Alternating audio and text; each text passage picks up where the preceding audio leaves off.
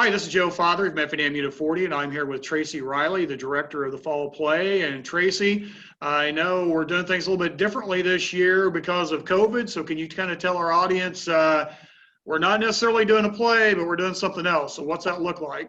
Well, we are doing a socially distanced vintage radio show style podcast.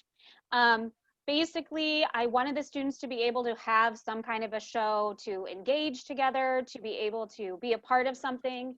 I didn't want to exclude any remote learners whose families were worried about socially distancing.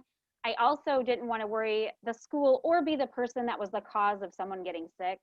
So we tossed up a lot of options and we decided that we would shoot for a podcast.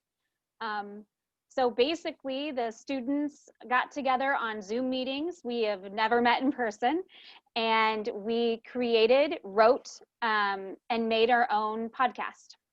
So hold on a minute. So in the past, and I think this is a historic event for our theater department, which is renowned. You guys have done tremendous stuff. Shannon Hinkle and other sponsors in the past. You guys have got a tremendous legacy here.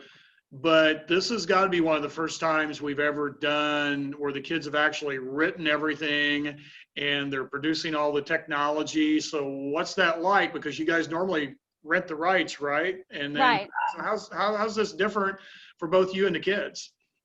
Well, different wise, it was free. So it really, Free's good. we were trying to kind of recoup the costs from last year's musical. We closed the show 3 days before opening. So that, that's a huge slam for our department. And I didn't want to have any cost. And then I remembered back when I was in high school eons ago, we used to write our own drug prevention theater. We'd all get together and just sit down and write the show out. It was free. You didn't have to pay for it. So basically I put it out to the students. I was like, you guys, we could write anything. We had a meeting where we were like, look, it could be one acts, it could be spoken word. We could just tell stories. It was whatever they wanted to do. And the more we sat, the more this huge story was created. And it ended up being a whole show.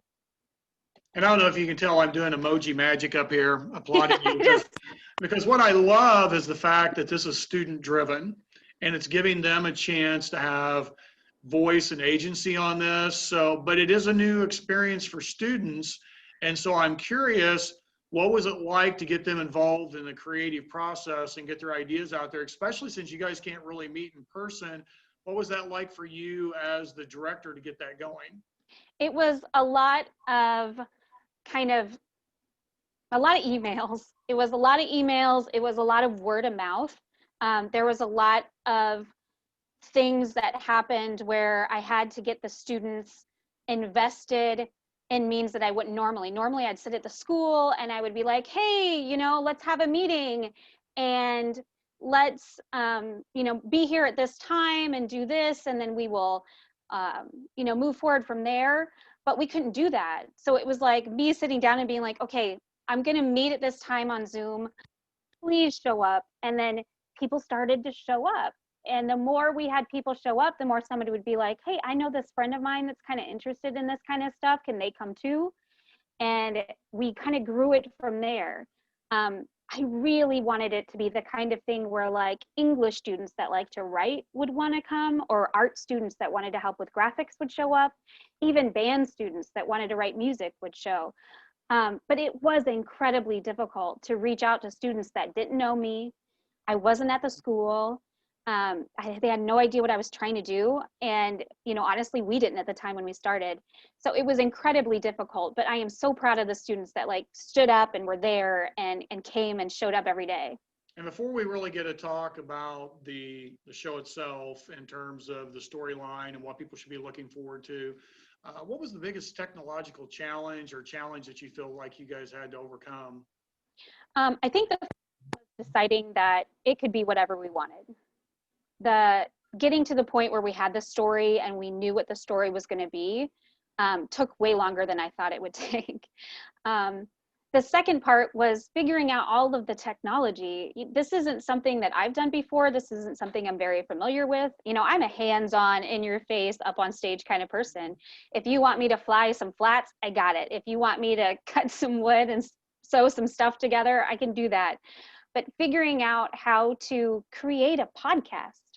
Um, Luckily, I had tons of suggestions from you, which was great. We decided to use a very specific website to create our show on, and I had a few students that were familiar with it.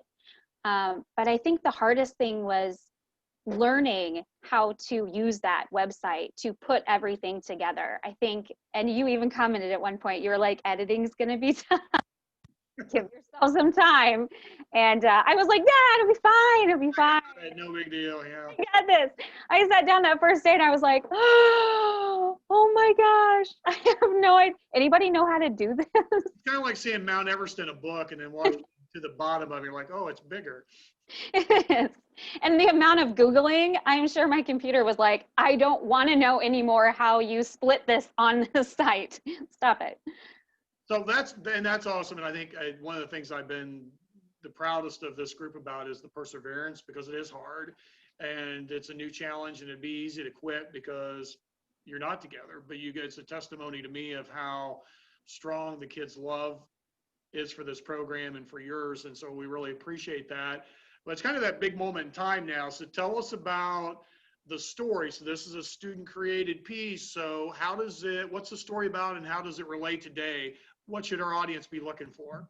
I tell people, first of all, it's very family friendly. To use Hallmark as an adjective, it is Hallmark. It is a very sweet, endearing story. We've titled it Life, Death, and Love in COVID because it is a 3-part show.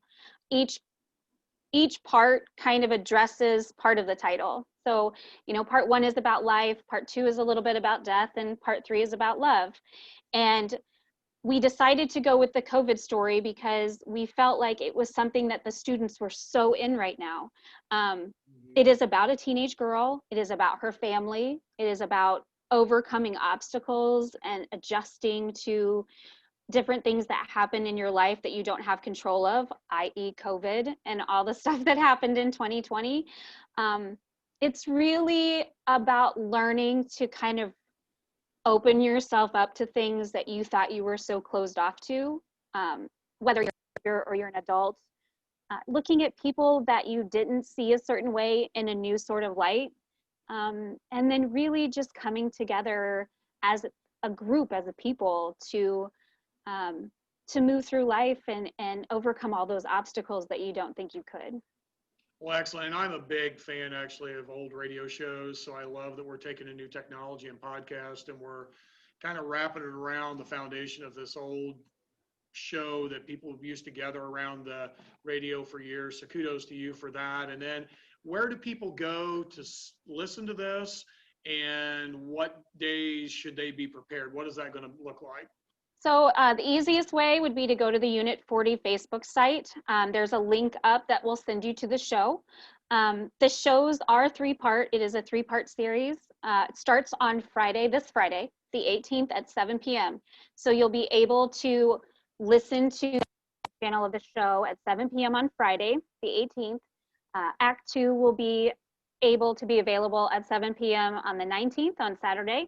And then the final act will show up on the 20th at 7 p.m. So it's kind of one of those things that I wanted to give it that vintage radio show feel where you have to sit in every night to listen. I also didn't want to stretch it out over a month. So it's 3 nights in a row. The good thing is, though, if you miss part 1 on Friday, or like, let's say you miss part 2 on Saturday, you can go listen to them before the final part. Once they're all launched, you can go listen to them all in one time if you want to. So it's really, I will be listening at night, but you don't have to. Well, and I know one of the things the theater department has done over the years is they have kept the ticket prices affordable and low cost, because what I've heard is you guys want everybody to have an opportunity to appreciate the arts. Mm-hmm. So this is a free show. Yeah. We also know that because of last year, you guys missed out on the opportunity of bringing revenue in to pay for shows. And I'm curious if anyone wants to donate or to do things, do you have a mechanism set in place to help you out for that? Yeah, pretty easy. Just send anything you want to donate, so check, or if you want to drop off cash or whatever, to the EHS office. They have an account going for us. I just ask that you donate podcast if you send an envelope or you send it in the mail, so they know that's where that's going to. But yeah, I mean, it's free, but we're asking for the community support. So if you can give, give. If you can't, just enjoy it the same. So there you have it, Effingham. We hope that you take some time out to support. We have a tremendous theater department of very dedicated students and staff. Tracie, I want to thank you from the bottom of our hearts for taking this on. It'd been very easy to say we're not going to do a show, and it just goes to show how hard that everybody's working to make sure our kids are having a fun, great learning experience. And I'm not supposed to wish you the best of luck, and I hate wishing people broken limbs. So we're just going to say, you know, I'm excited about the show coming up, and we look forward to talking to you in the near future. Definitely. Thank you so much.